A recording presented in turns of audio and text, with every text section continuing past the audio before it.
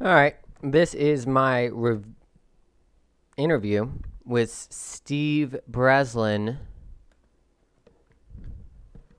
Steve Breslin has worked on This Is the Police. And he is from Buffalo, New York, according to his thing. He's a game writer and designer. He's got a PhD in English literature. He's worked as a professor of game writing design at SUNY in Buffalo. All right. Let's get this going. Yeah, man. About to give him the business.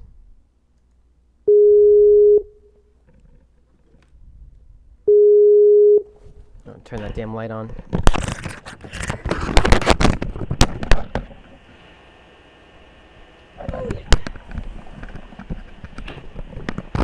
Hey, Steve. Hello.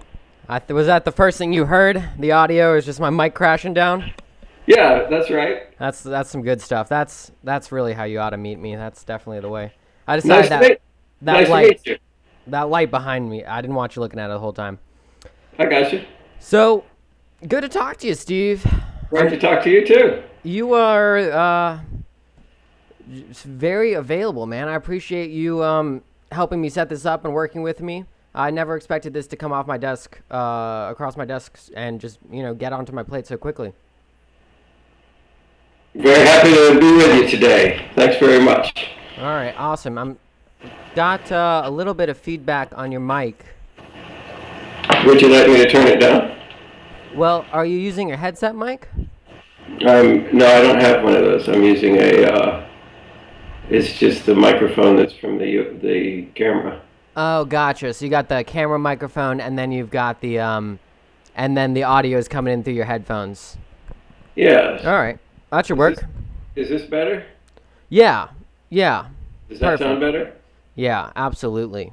Okay. I can turn it down more if it's better.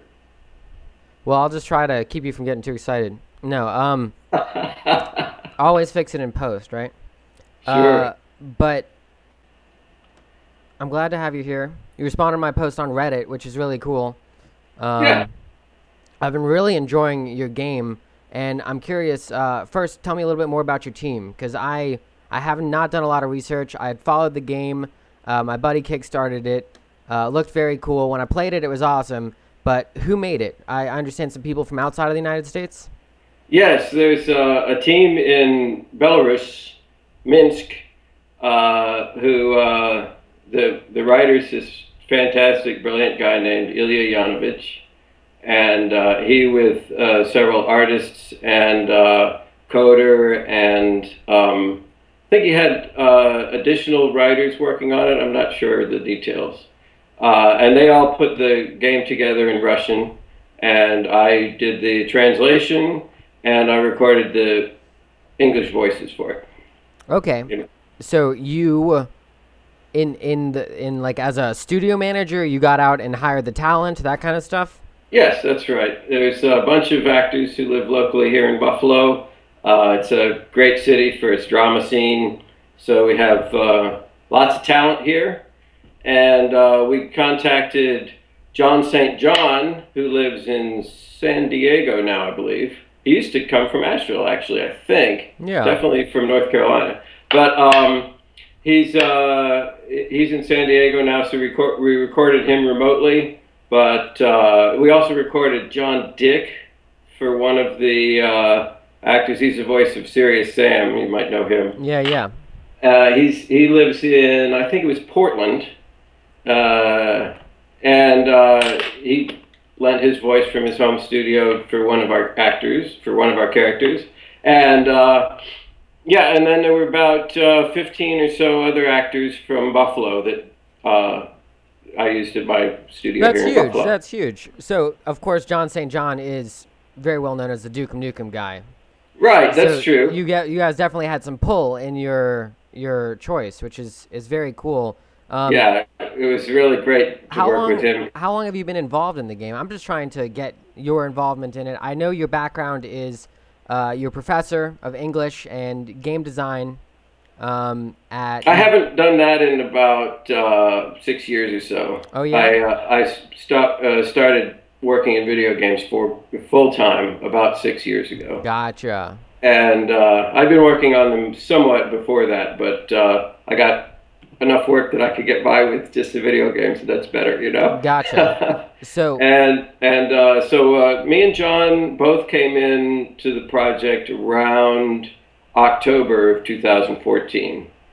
We got the Kickstarter together for the January 2015 launch of that event, and then it took about a year to go from there to the alpha version, and then another 5 months, and we're now released the game last there week. you go. There you go. So do you have a position at the company? Is it like a contract work? What would you be called? What would you? I was maybe an outside consultant, something like that. You know, Gotcha. it was a contract job. Most of my work is contract jobs. Gotcha. All Um, right. but it's just sort of a legal distinction. It's not really Sure. a No, absolutely. meaningful distinction. I You know, mean, we were. understand completely. Yeah. I'm just I'm interested in that. What exactly Mhm. you know, because it always, curious me. I like the way things work in every sense of the word. So that is super cool. All right. Well, I really wanted to know, and I wanted to have a background of what you do, but I think I just have to jump into kind of the burning question that I feel like is on everyone's minds, but maybe, I'm just talking out of my ass. I saw all these reviews of this very incredible game that, it seemed to me people could not get over the mayor's office. You were involved, and there's this very interesting, it's a translation from a Russian game, and they're making it about America. So in a way, it has this insight that American people can't possibly have, but at the same time, it has this, distance that would happen if I was making a game about the Kremlin. So it's a very interesting piece of it's a very interesting piece of art is what it is. Well, thank you for that. I'm not sure that well, of course, anybody's perfectly welcome to interpret the game in whatever way is most fulfilling for them, and that's great. But the game is more about problems that happen everywhere in the world, and not so much specifically about problems that happened uniquely in the United States. I think Sure. that the United States or America's problems are none of them unique to the United States. Sure. And we used American actors for the English version of the game. There's also a German version, and of course, there's a Russian version of the game.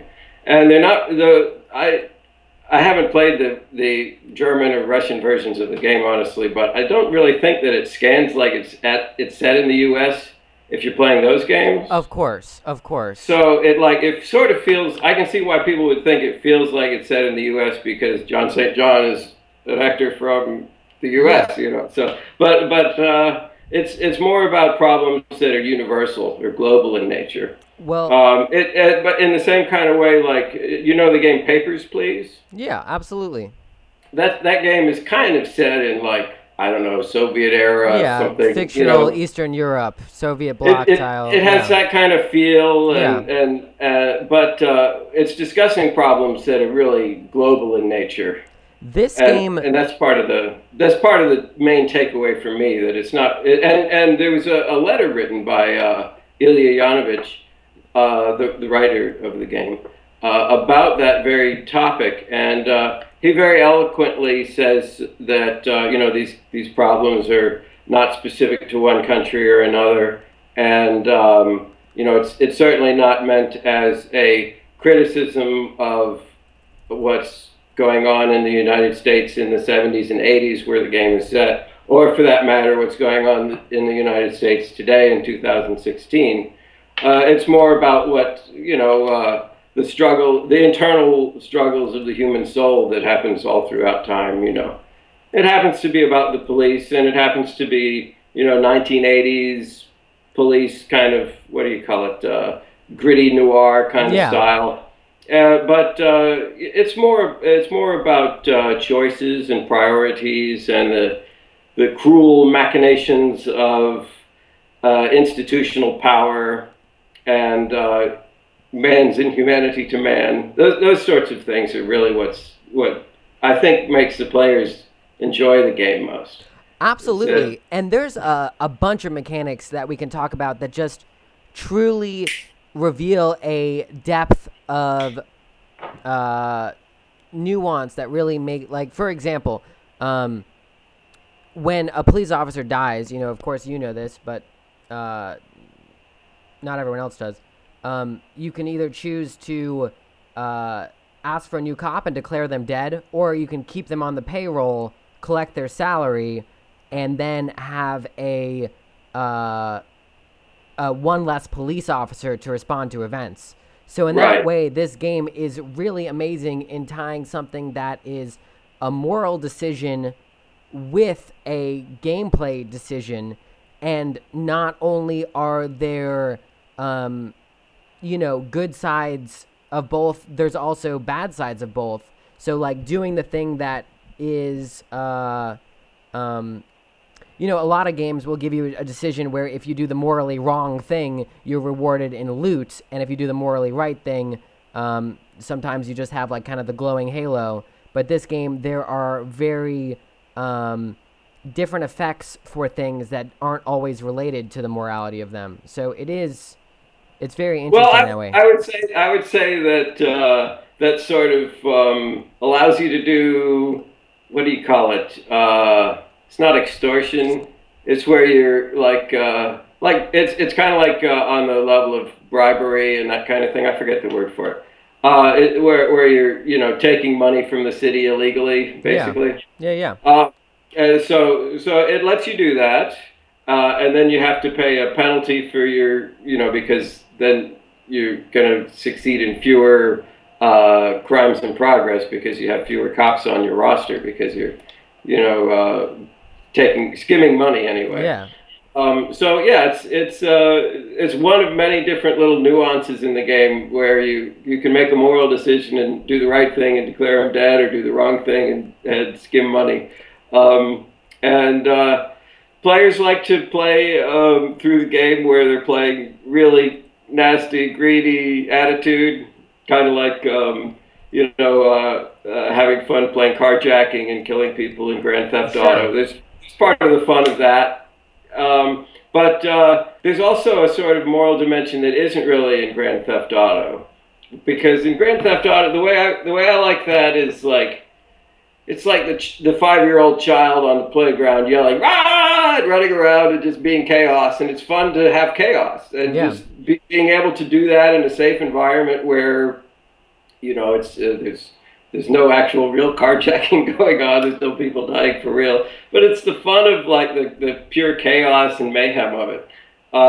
Just like sports. That's why we love sports so much, Sure. because it's all this rah, rah, Yeah, crazy yeah. stuff, smashing into each other. Well, of course, with the new concern about concussions, that's Well, not if quite you think quite a about, laughing matter. But it's fun yeah. the way that we're engaged like that, and this game has some of that. I can see people approaching it in that way, but it also has like a sort of more circumspect moral dimension to it, where you're like sort of really torn about what you want to do, and you know that you can maybe get more money doing it one way, but then you're kind of screwing over your police officers, and you after a while you sort of get to know the individual officers on your roster, and when one of them dies, you'd be sad about it, and it's like it's really sort of psychologically engaging that way, Well, and yeah, it definitely, makes definitely. makes it kind of thoughtful that way too. Well, it's interesting if you think about, you're going back to sports like the WWE. You Hmm. have characters that are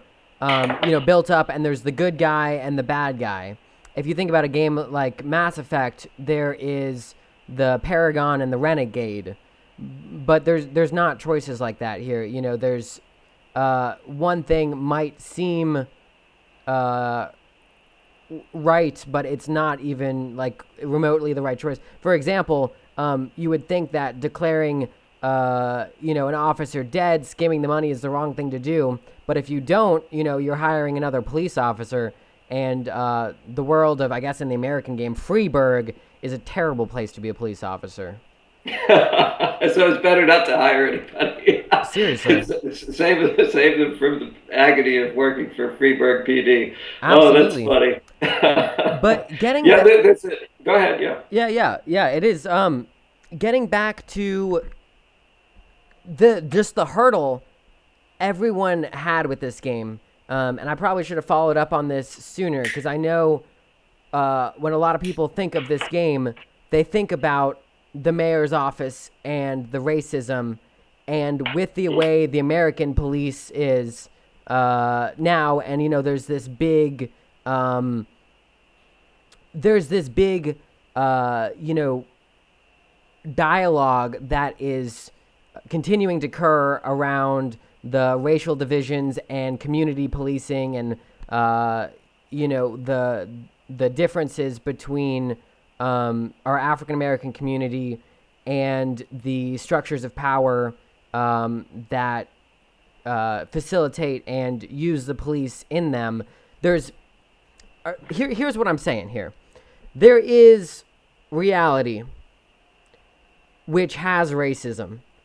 And, we like to cartoonize the racism as your elderly grandparents who are just saying, bad stuff about the Chinese or Mexicans or something, and this kind of out-of-date thing. But in reality, racism is this incredibly complex structure that, takes into account tracking in schools and lower income black kids not learning algebra, and takes into account the way that the police operate, and maybe having police from one zip code going into another neighborhood and policing them, and the training there. So there's this incredibly complex issue going on, and it seems like the way it's displayed in the game is, your first objective from the mayor's office is fire all the black cops. And why are you firing all the black cops? Not because the mayor's a racist, but because there's roving gangs of... Which he is. Well, of course, but anti-black gangs. But he provides a sort of rationale for it, like most racists do. There's a reason why. He's very sort of nasty person like that. Yeah, and it brings up a lot of issues in a way that's not like the cartoony black and white Paragon versus Renegade. You can do the right thing, which is obviously labeled as this is the right thing, or you can do the wrong thing, this is the wrong thing. And the game doesn't really give you that many postmarks for what the right thing and the wrong thing are. It just lets the player figure it out for themselves. And then sort of, give the player an option of seeing that there's not always a perfectly obviously right choice, and you're choosing between two things that are problematic. And in this way, it's like life, like you said, and it's less cartoony and more sort of true to life.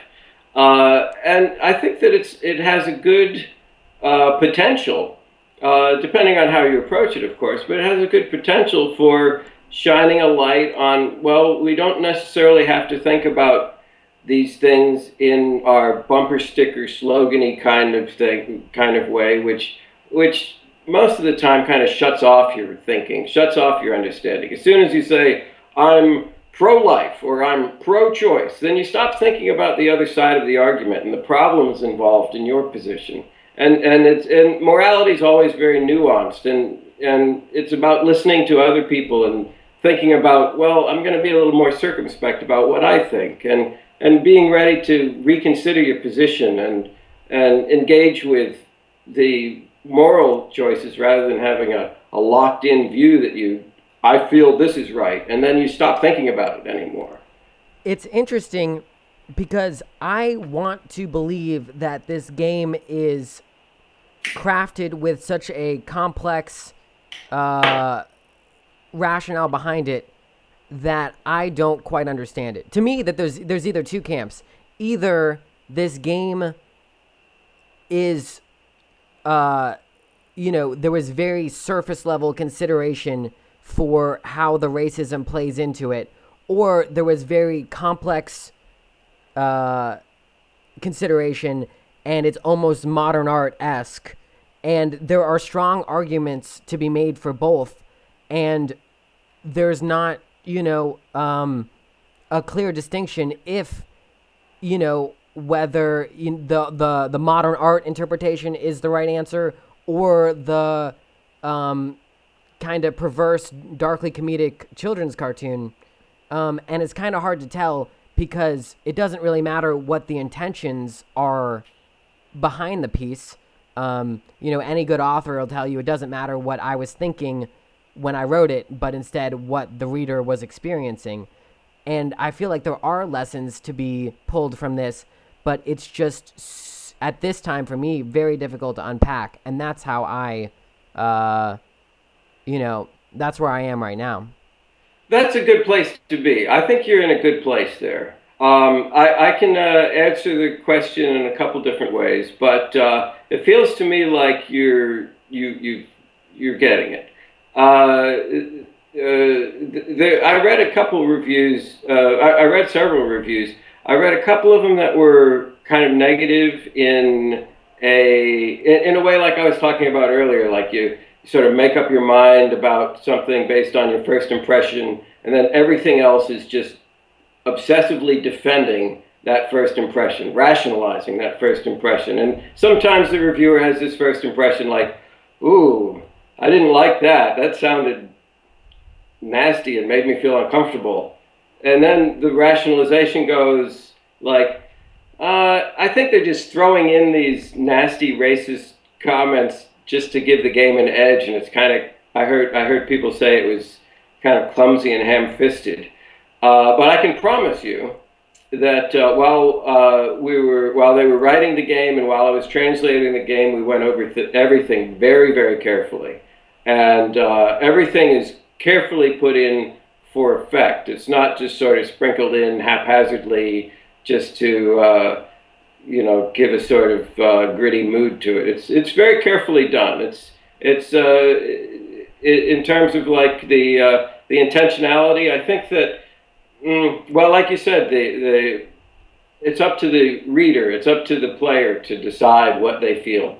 But what I worked on with the English version of it was very carefully making it so that it sounded just right for the way that because it's a genre piece, and everything has to be just the right idiom, just the way that a highly skilled writer would have written a game if it were originally written in English.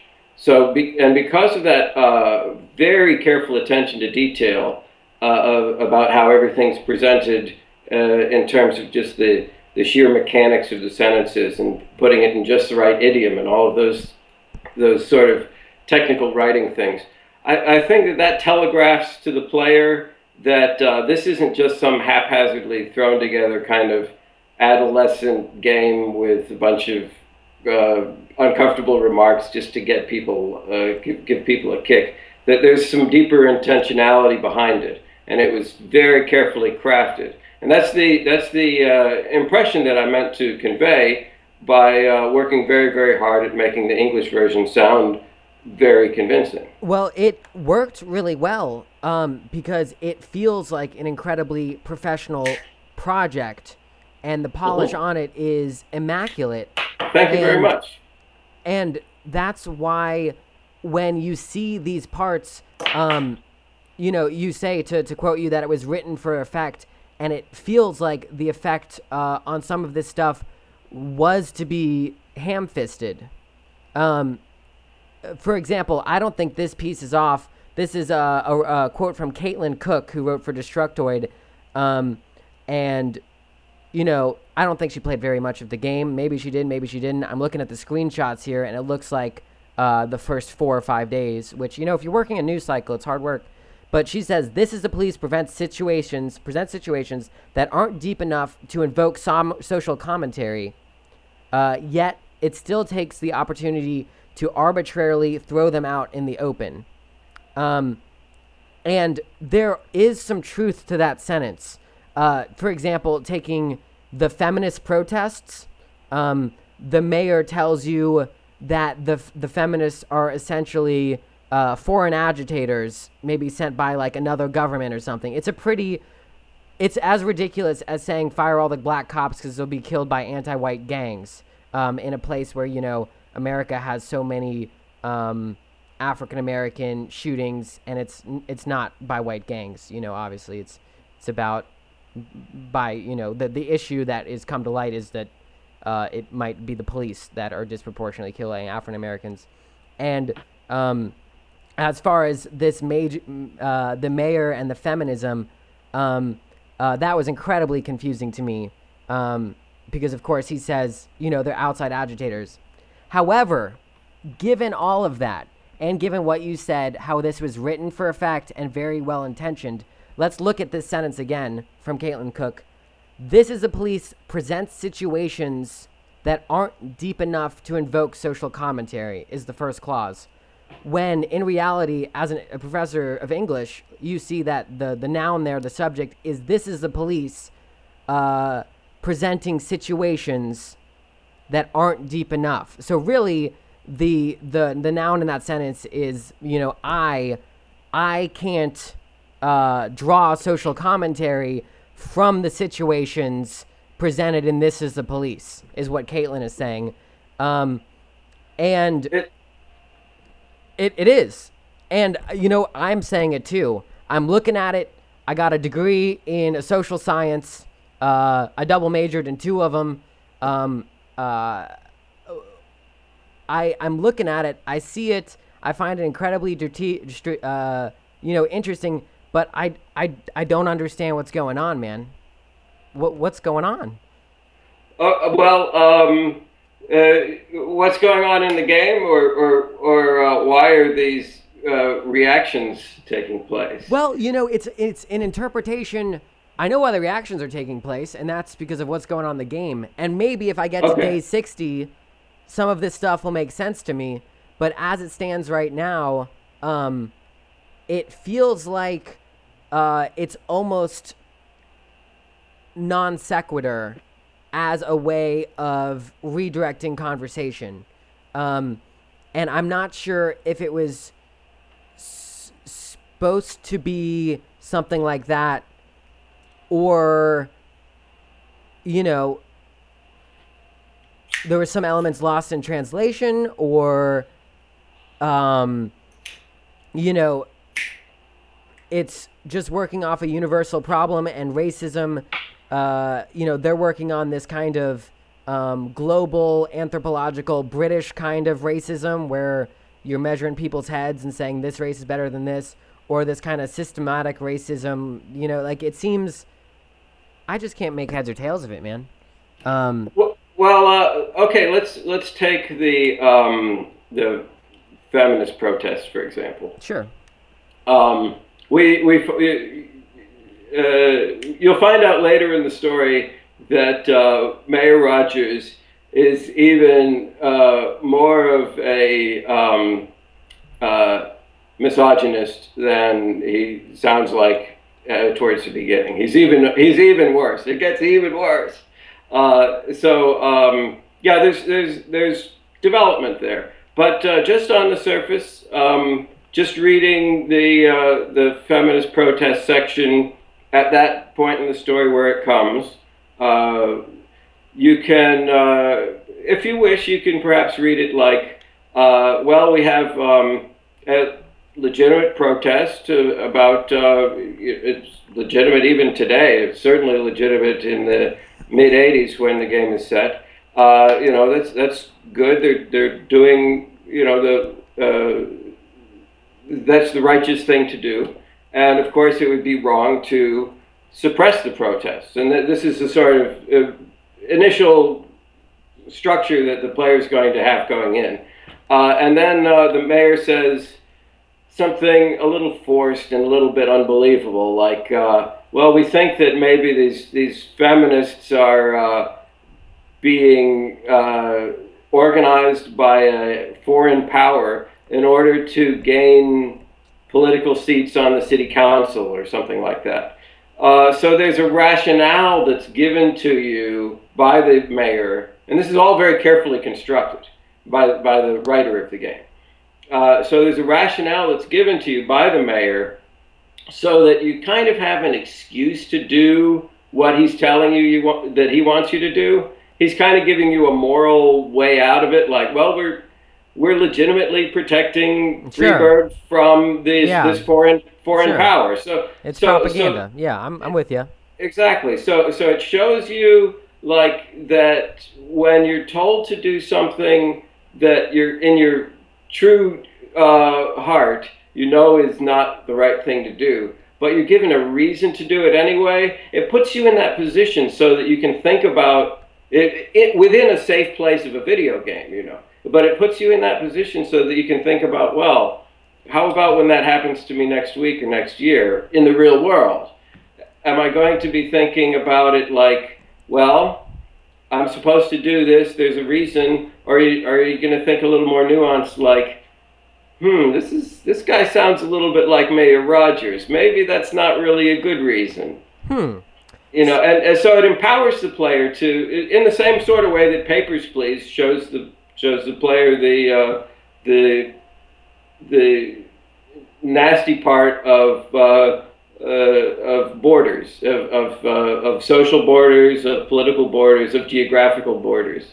Uh, in the same way, this is like showing the player the nuance of moral borders and the sort of problems that come when you're engaging in a world where there's not this is Paragon, this is Renegade. It's Sure. not as simple as that in the real world, and it's not supposed to be as simple as that in the game. In a way, it's almost kind of like a real life Stanley Milgram obedience test, where they tell you this is what you're supposed to do. I'm a doctor. Keep upping the voltage. It in a way that it is very much like that. Yes. But It's I'd like to follow up on one other good. thing. Getting back to the feminist protests, do you Mhm. remember in the flavor text what the feminists are yelling or what's on their signs? It's something rather like we want to let us succeed, Yeah, something like that. Let yeah. us succeed. Yeah, and the game has a bit of what should we call it? Scattergun satire. Yeah. You know, as I was just saying a moment ago that.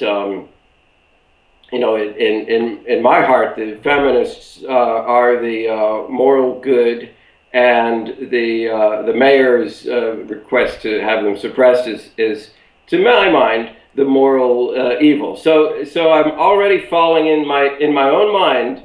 I'm already labeling this is Paragon, this is Renegade, Well, but at which which is the same which time, is all right. which is a issue for the way that the game is written because it's trying to avoid that sort of thinking where this is Paragon and this is Renegade. Well, It's not black and white. you always are a And renegade, though. You're always complicit in it. You know, you're always looking at it through the view of the white male patriarch. So when you're getting that that message, you know, what you see is this kind of cartoonish depiction of feminism.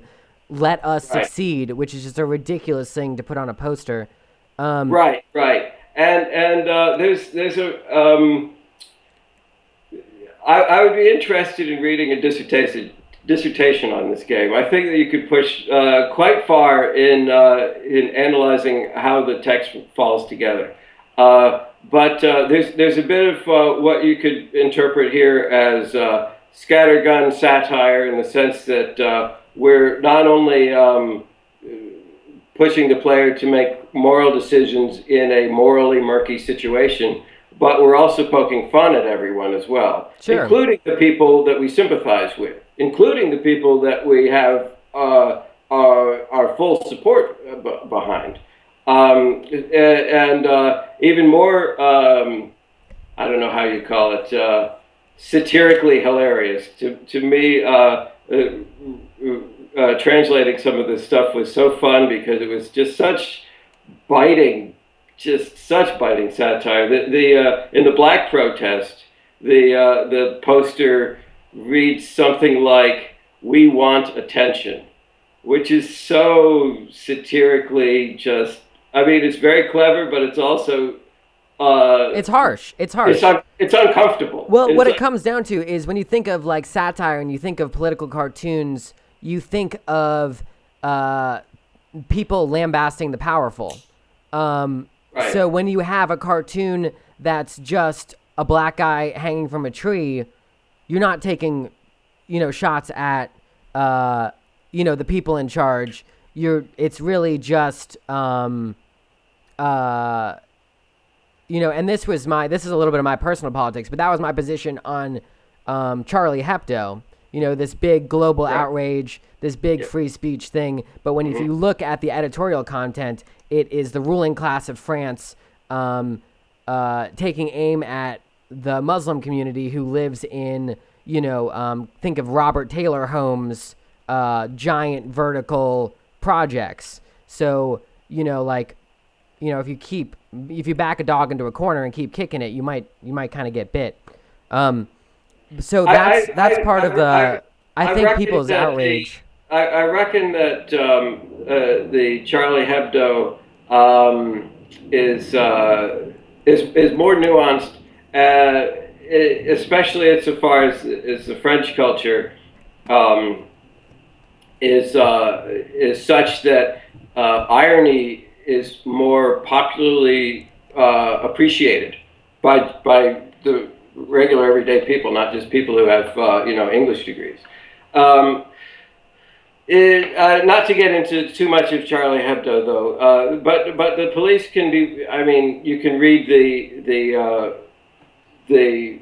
"We want to succeed" as like a cartoonish simplification of a much more nuanced position, Sure.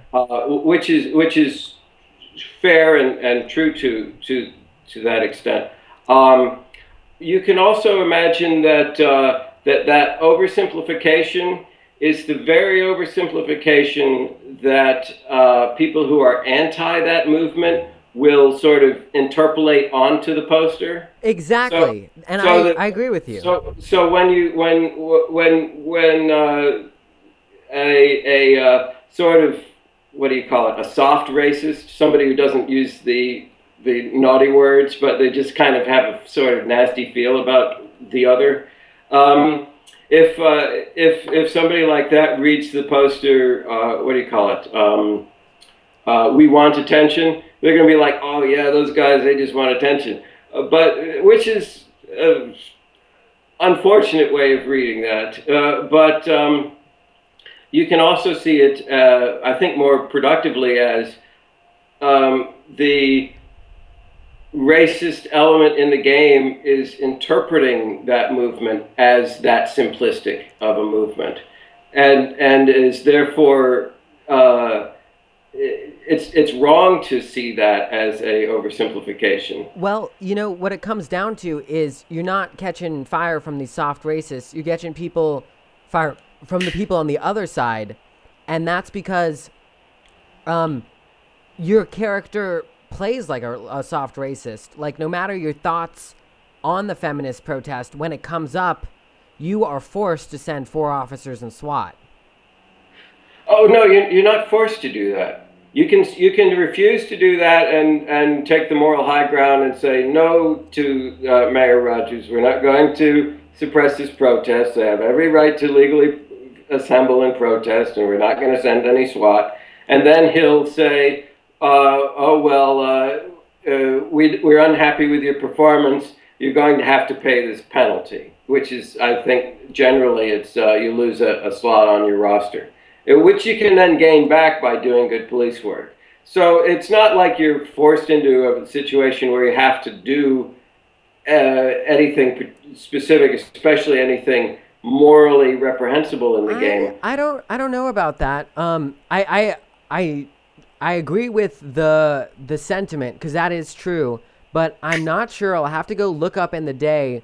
But I think when you're playing that level, um, it's a gameplay element. It comes up and it says, there's this protest happening, and you have to send SWAT and 4 officers because then some other stuff happens and it's kind of like a gameplay limiter. You don't have those 4 officers in SWAT, but then it says, do you want to suppress the protest by force? And I will absolutely go look at that up at some time. Uh, but It brings up another yeah, interesting I have to take a angle discussion. that people have discussed about the game, because there's a people often very often approach the game with the it happens to be a false assumption, but with the assumption that it's a game where you can play as the good cop or play as the bad cop. And the interesting thing about this game is that it it shows that that distinction is not a very simple distinction in real life. No, And, not at and all. I mean, obviously, people can do wicked things in real life, and we can label them as wicked, and they're wicked and terrible. But especially when you're struggling to do the right thing in a world where there are budgets and there are limitations and there are priorities that you have to choose, then you end up having to do something that you really don't want to do. And it's just a matter of figuring out which one of the several things that you don't want to do is the one you're going to bite the bullet. So it's the game that's kind of like more like realistic like that, and it allows you to explore that problem in a way that a Paragon versus Renegade kind of thing wouldn't be able to do. But let's see. So I don't remember the exact part of the gameplay where you are you forced to send them, or can you just click I close have and a not send them? I totally have a YouTube thing Mm-hmm. going in the background. It's on day 7. I'm Mm-hmm. just waiting for it to hit, and I'll let you know, and we'll know before this end of the interview. But I think the But point. anyway, you can try to do what's right most of the time, but sometimes you have to do a little wrong in order to do a little in order to do a bigger right. Well, you can So never be a good guy. I mean, you're a guy trying to swindle money to save up for retirement, and that's going to make people uncomfortable. And or you cannot. You are able to play the game very fully and fail in that one objective of making $500,000, and the game ends in almost, well, I don't want to ruin the ending or anything, but that works fine too. So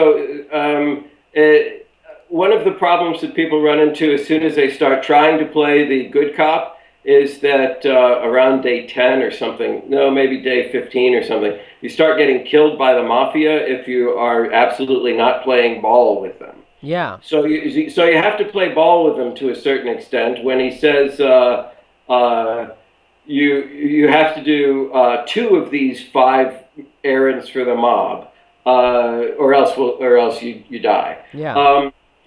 So you have to figure out what are these terrible things that you have to do. But a couple of the things are. Hey, Chief, we're getting shot at over here by the rival mob. Isn't this your job to do something? Well, yes, it is your job to do something. There's a gunfight going on. You could send officers and arrest people and make sure that there's no more violence. The fact that it benefits the mob is kind of I mean, well, yes, it's technically a mob mission, but it's not naughty for you to do that. And in the same way, if you like have 2 officers on shift because the mayor screwed you over and you don't have enough slots left, and the mob guy says, "Hey, we're going to pull off a heist at 12. Don't send any officers over so that we can get away with it." If you're going to be stretched thin on officers anyway, and you don't have them to send, you're going to have to choose one of your crimes that you don't address because Oh you don't have the yeah. officers. Oh yeah, man. That was So my bread and butter. I if you love getting paid choose not to work. yeah, exactly. So if you if you choose to help the mob in that way, as part of your 2 and 5 things that you have to do for the mob, or you'll get killed. You were going to have to skip a crime anyway. So you might as well get paid for it and not get yourself killed in the process.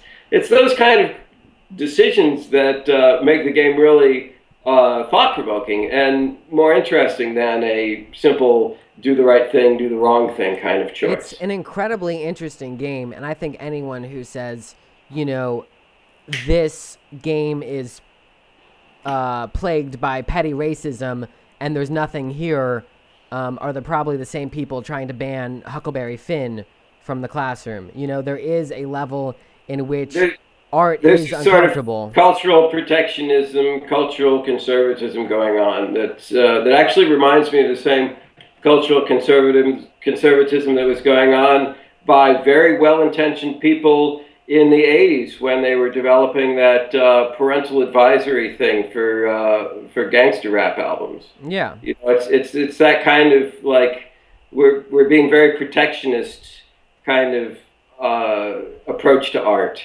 which is unfortunate because these types of works of art are designed to.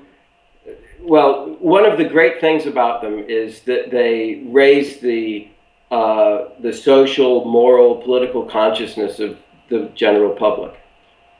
Well, yeah, I would agree with you. So I'm sitting here on. I'm going to send you this video URL at the current time. 1646. Here it is. It's popping up in the Skype. This is exactly where the feminist protest happens.